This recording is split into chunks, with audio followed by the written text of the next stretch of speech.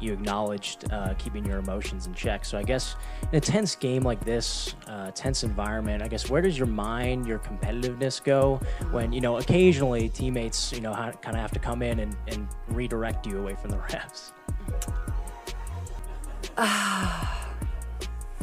Well, I didn't think they were going to give me a technical at any point tonight. I would have been really sad for people in Washington, D.C. I didn't want to do that. I tried my best.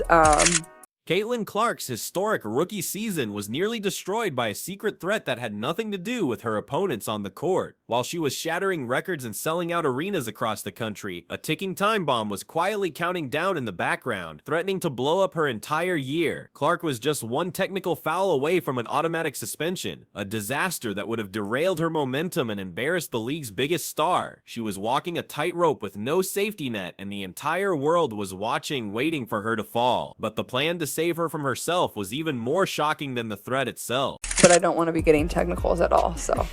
And my mom doesn't want that for me either, and I don't want to pay any more fines, so I'm done with that. The problem wasn't just that she was getting technical fouls, it was the sheer absurdity of the calls being made against her. On several occasions, the whistles seemed blatantly personal, as if the referees were determined to put the league's new golden goose in her place. In one infamous moment, Clark simply clapped her hands in frustration after a missed call, a minor display of emotion seen in every single game, and was immediately hit with a technical. Fans and analysts were left stunned. It became clear that she was being officiated under a different, harsher set of rules than anyone else, turning every game into a minefield where her own passion was being weaponized against her. Clark circling her way through, finds an opening and banks it home. Indiana will reset. Clark fire away. You bet. Come on. The Indiana Fever's solution to this referee crisis was so bizarre it looked like something out of a movie. They assigned Clark a personal babysitter on the court, her own teammate, the formidable Aaliyah Boston, in a moment of startling honesty during a press conference. Clark couldn't help but laugh as she admitted that Boston's new secondary job was to physically shove her away from the officials whenever she started to get too heated. Boston effectively became her on-court bodyguard, tasked with stepping in to de-escalate situations and protect Clark from her own fiery temper. This wasn't just teamwork, it was a desperate and unprecedented measure to keep their superstar in the game. Yeah, it was definitely fun, and obviously I've gone against JC for quite a while now in my career. Every year I was at Iowa, she was really good at Ohio State, so I'm pretty familiar with her game and what she's about, and I think she's had a really good year for the Wings, and, you know, she just, like, kind of takes what they give you. She's always consistent. She's always going to step up to the plate and guard whoever she needs to guard, and, you know, happy for her. But, yeah, I thought the game was really fun. Obviously, once we got it to 8, I wish we could have kept that a little bit better. We didn't execute really in the half court as well, and when they started throwing some traps at us, we didn't respond to it great. So I think just executing that last minute and a half a little bit better, where we don't have to, like, just go to the free throw line and make a bunch of free throws. I thought we were great at that, but you want to get to the point where you don't have to rely on that too. So I definitely love this type of game. Very high scoring, but our defense can be a lot. That tension finally boiled over during a brutal, hard-fought showdown against the Dallas Wings. The game was a fierce, physical battle from the opening tip, and after being called for a tough offensive foul during a scrum, Clark was ready to explode. As she spun around to confront the official, her face a mask of disbelief and anger, Aaliyah Boston leaped into action. She grabbed Clark with both hands, physically yanking her superstar teammate away from the confrontation and steering her back towards the bench. It was a stunning visual of the immense pressure Clark was under, a moment where one wrong word could have ended her eligibility for a pivotal upcoming game against the Mystics. But that wasn't the whole story.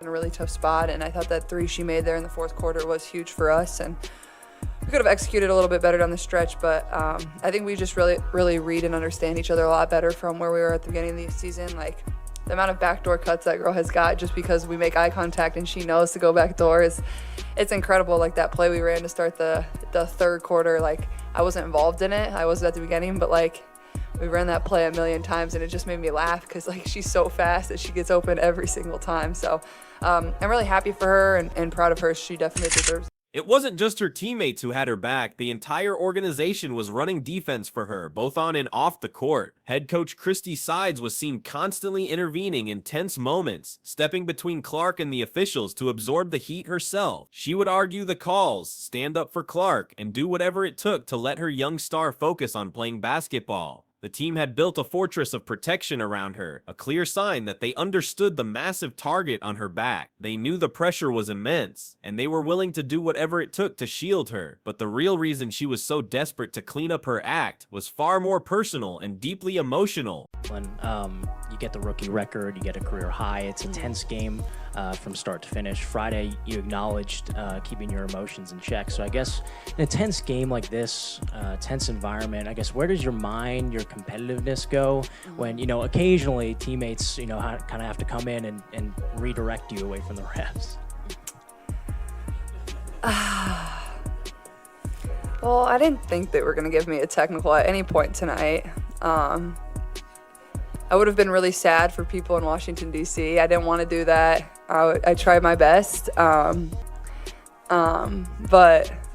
my teammates do a really good job of that. They think I'm funny. They think it's funny. So, and then Aaliyah is the one that ends up with a technical. That's the best part about it all. Like, she's the one babysitting me, and then somehow she ends up with a technical. And she didn't really do anything. She was just standing there. So that's what was funny to me. After weeks of media speculation about her on-court demeanor, Clark finally revealed the one person she was truly afraid of disappointing, her own mother. In a candid and surprisingly vulnerable moment, she confessed that her mom was constantly on her case about the mounting technical fouls. The huge announcement wasn't a public declaration, but a private struggle. This wasn't about the league, the fines, or the fans. It was about a daughter who couldn't stand the thought of letting her mother down. This emotional revelation showed a different side of the ultra-competitive rookie, proving that behind the record-breaking stats and global fame was a young player still trying to make her family proud. She couldn't play.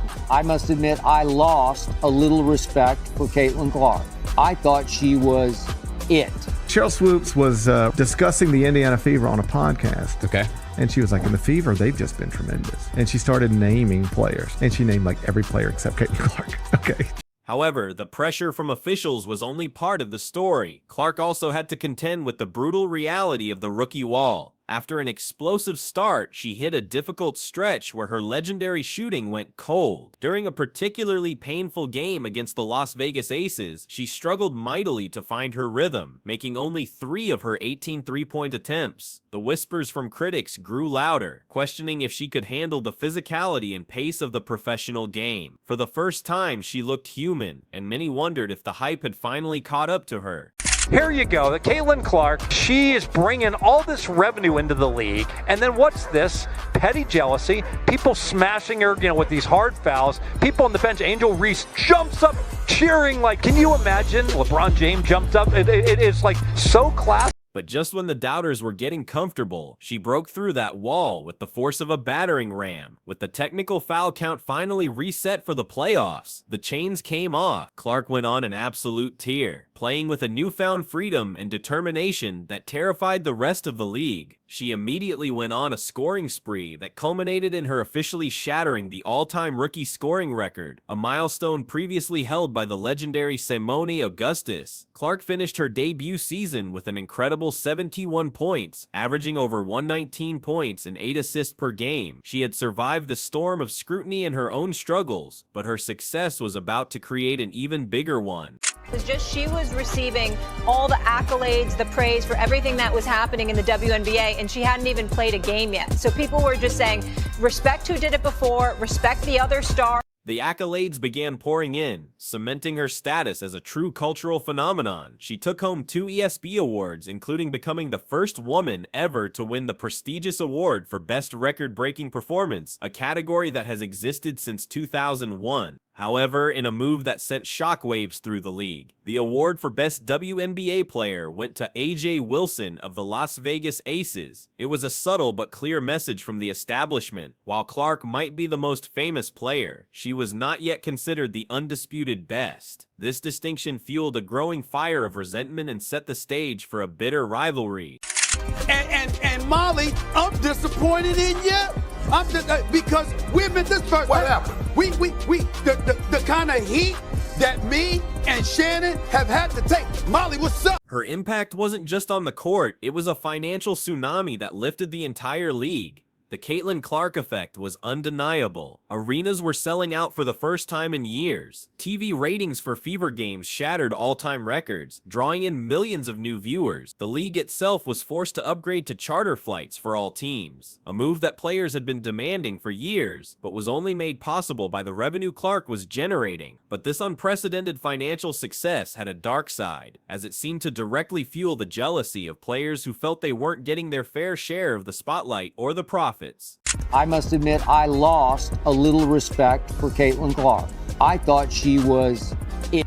Skip Bayless, that is not the whole truth and nothing but the truth, so help you God. So I don't mean to go against you or God himself. What Skip is either wrong about or has forgotten, honchos at ESPN were not happy. As Clark's star ascended, so did the animosity from her peers and the media. Her unprecedented success and fame simply didn't sit well with everyone, and a toxic narrative began to fester. Critics and even fellow players seemed to resent the spotlight that followed her everywhere she went. Every time she created history, the backlash grew louder and more desperate, with so-called experts questioning if she truly deserved the attention. The praise was turning into a full-blown war against her, and the attacks were about to turn physical. The simmering resentment finally boiled over into an act of shocking on-court violence. During a game against the Chicago Sky, player Chenny Carter delivered a vicious blindside body check to Clark when she wasn't even near the ball. It was a blatant cheap shot, a cowardly act that had nothing to do with basketball. The incident went viral, exposing the ugly underbelly of jealousy within the league. It was no longer just about words or dirty looks. The war against Caitlin Clark had become physical, with opponents willing to injure her to knock her down a peg.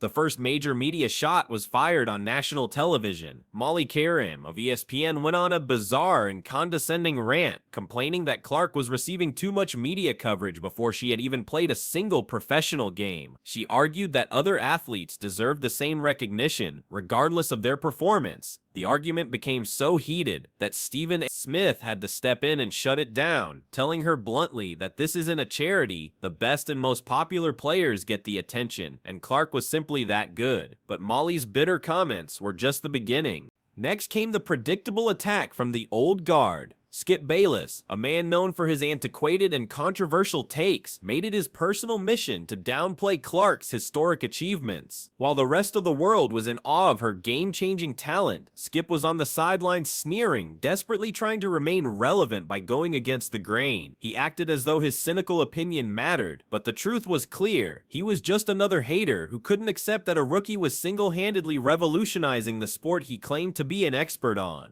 But the jealousy and backlash would soon culminate in a decision that rocked the entire sports world.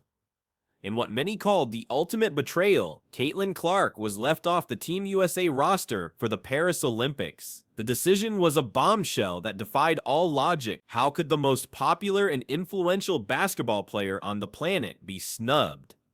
The official reason cited her lack of experience in defensive issues, but fans and analysts saw something much darker at play. Was this a calculated move by the establishment to humble the young star, or was it a case of veteran players ensuring their spot by keeping the biggest threat at home? The controversy became a national firestorm. The attempt to humble her backfired spectacularly. Instead of knocking her down, the Olympic snub turned Caitlin Clark into a martyr. Public outrage was swift and overwhelming, with everyone from casual fans to major politicians condemning the decision. She became even more popular, a symbol of a talented outsider being rejected by a jealous and insecure establishment. By trying to exclude her, Team USA had inadvertently made her the undisputed people's champion, winning her a level of loyalty and support that no marketing campaign could ever buy. Through it all, the on-court battles, the absurd refereeing, the media attacks, and the Olympic heartbreak, Caitlin Clark has only grown stronger. Every single obstacle thrown in her path has become fuel for her competitive fire. She has proven that she can handle the pressure, the hate, and the crushing weight of expectations. The league should be on high alert. The rookie they tried to control, the phenom they tried to humble, is no longer just playing the game. She's rewriting the rules. Her journey is just getting started, and one thing is now painfully certain: Clark is here to dominate.